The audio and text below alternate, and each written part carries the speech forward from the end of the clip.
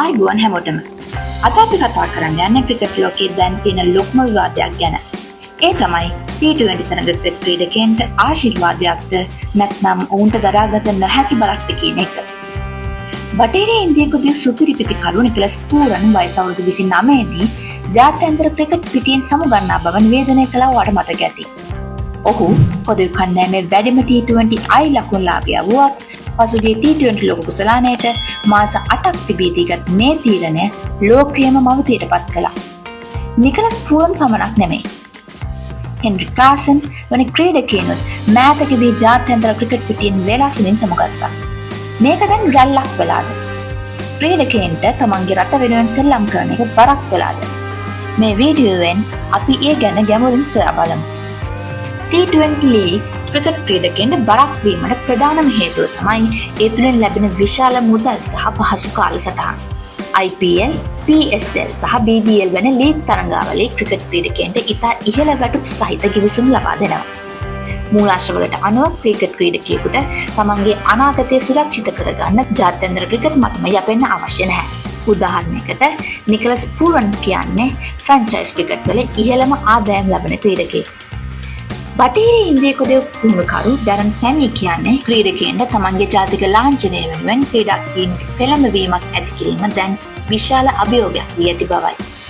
ක්‍රීඩකයන් තමන්ගේ පෞද්ගලික අරමුණු සහ මූල ස්ථාවරත්වය වෙනුවෙන් ජාත්‍යන්තර සේවයට වඩා ලීග් තරගාවලිවලට ප්‍රමුඛත්වය දෙන බව පෙනෙන්නට තිබෙනවා. නමුත් මේ T20 ක්‍රිකට් දිලිසෙන තරමටම ක්‍රීඩකයන්ට සැප පහසු නැහැ. අධික තරඟ ප්‍රමාණය නිසා ක්‍රීඩකයන් දැඩි තෙහෙට්ටුවකට සහ ආබාධවලට ලක් වෙනවා. ABD විලියර්ස් 2018 වසරේදී විශ්‍රාම ගත්තේ තමන් දැඩි ලෙස වෙහෙසට පත් සිටින බව ප්‍රකාශ කරමින්. වර්තමාන ක්‍රිකට් දිනදර්ශනය කෙතරම් කාර්යබහුල වෙනවාද කියනවා නම් ටෙස්ට්, එක්දින සහ T20 යන අංශ තුනෙන්ම ක්‍රීඩා කරන ක්‍රීඩකයන්ට කායික මෙන්ම මානසිකවද විශාල පීඩනයක් එල්ල වෙනවා. ක්වින්ටන් ඩිකොක් ටෙස්ට් ක්‍රිකට් වලින් සමුගැනීමට එක් හේතුවක් ලෙස දැක්වුවේ කොවිඩ් කාලයේදී වූ බයෝබබල් සීමා සහ පවුලේ අය සමග කාලය ගත කිරීමට ඇති අවශ්‍යතාවය. ප්‍රකට ක්‍රිකට් ක්‍රීඩක ෂහීද් අෆ්රිදි පවසන ආකාරයට වර්තමාන ක්‍රිකට් ක්‍රීඩකයන්ට ජාත්‍යන්තර මට්ටමින් වසර 20ක් රැඳී සිටීම පාහේ කළ නොහැක්ක. හේතුව තරඟ ප්‍රමාණය වැඩිවීම සහ ආබාධ ඇතිවීමේ ප්‍රවණතාවය වැඩිවීම. T20 ක්‍රිකට් වල තවත් එක් බරක් තමයි ඒ සාම්ප්‍රදායික ටෙස්ට් ක්‍රිකට් ක්‍රීඩාවට කරන බලපෑම. රිචඩ් හැඩ්ලි වැනි ප්‍රවීණයන් පවසන්නේ සැබෑ ක්‍රිකට් යනු ටෙස්ට් ක්‍රිකට් බවයි. නමුත් T20 ලීග් නිසා ක්‍රීඩකයන්ගේ ඉවසීම සහ පිටිකරන තාක්ෂණය පිරිහෙමින් පවතිනවා. බොහෝ තරුණ ක්‍රීඩකයන් දැන් පුහුණු වන්නේ වේගයෙන් ලකුණු රැස් කිරීමට මිස ටෙස්ට් තරඟයකදී මෙන් දිගු ඉරිමක් ගොඩ නැගීමට නෙවෙයි. අලි බැකර් පෙන්වා දෙන්නේ ඕස්ට්‍රේලියානු පිටිකරුවන්ගේ පවා තාක්ෂණික දෝෂ ඇතිවීමට T20 ක්‍රිකට් වල බලපෑම හේතු වී නැති බවයි. වර්තමානයේ කුඩා ක්‍රීඩකයන් පවා කතා කරන්නේ තමන්ගේ ලකුණු සාමාන්‍ය ගැන නොව ස්ට්‍රයික් රේට් එක ගැන. ඔවුන්ට අවශ්‍ය වන්නේ ජාත්‍යන්තර ක්‍රීඩකයෙකු වීමට වඩා IPL ක්‍රීඩකයෙකු වීමටයි. මෙය ක්‍රිකට් ක්‍රීඩාවේ අනාගතය පිළිබඳ බරපතල ගැටලුවක්. එසේනම් මෙයට ඇති විසඳුම කුමක්ද?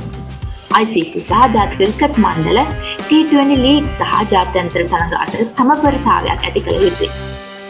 ජාත්‍යන්තර තරඟාවලි සැලසුම් කිරීමේදී ජනප්‍රිය ලීග් තරඟාවලි සමග ගැටීම අවම කළ යුතු බව මූලාශ්‍ර පෙන්වා දෙනවා. එමෙන්ම ක්‍රීඩකයන්ට ලීග් තරඟවලින් ලැබෙන මුදලට සමාන තරඟකාරී වැටුප් ජාතික මට්ටමින් ලබා දීම හරහා ඔවුන්ව ජාතික සේවය සඳහා රඳවාගත හැකියි. ක්‍රීඩකයන්ගේ වර්ඩ් ලෝඩ් එක කළමනාකරණය කිරීම සහ ඔවුන්ගේ මානසික සෞඛ්‍ය ගැන සොයා බැලීම පරිපාලකයන්ගේ වගකීමක් බව ඉයන් චැපල් පවසනවා. T20 ක්‍රිකට් කියන්නේ ක්‍රිකට් ක්‍රීඩාව ලෝකයේ පුරා ප්‍රචලිත කරන සහ මූල්‍යමය වශයෙන් ශක්තිමත් කරන ලැබුණු හොඳ අවස්ථාවක්. නමුත් ඒ ක්‍රීඩකයන්ව වේලාසනින්ම විශ්‍රාම ගැනීමට සහ ක්‍රීඩාවේ ගුණාත්මක භාවය හැලු කිරීමට හේතුවක් නොවිය යුතුයි. ඩැරන් සැමි පවසන පරිදි නිකලස් පුරන්ගෙන් පසුව තවත් බොහෝ ක්‍රීඩකයන් මෙලෙස වේලාසනින් සමුගැනීමට ඉඩ තිබෙනවා. එය ක්‍රිකට් ලෝකයට එල්ල කරන අවදි කිරීමේ සීනුවක් ලෙස අප තේරුම් ගත යුතුයි. ඔයා මේ ගැන මොකද හිතන්නේ? T20 cricket ක්‍රීඩකයන්ට බරක්ද? එහෙමත් නැත්නම් ඒක ක්‍රිකට් වල අනාගතය? ඔයාගේ අදහස් පහලින් කමෙන්ට් කරන්න. අපේ channel එක subscribe කරන්නත් අමතක කරන්න එපා. නැවත හමුවෙමු. ඔයගොල්ලන්ට සුබ දවසක්.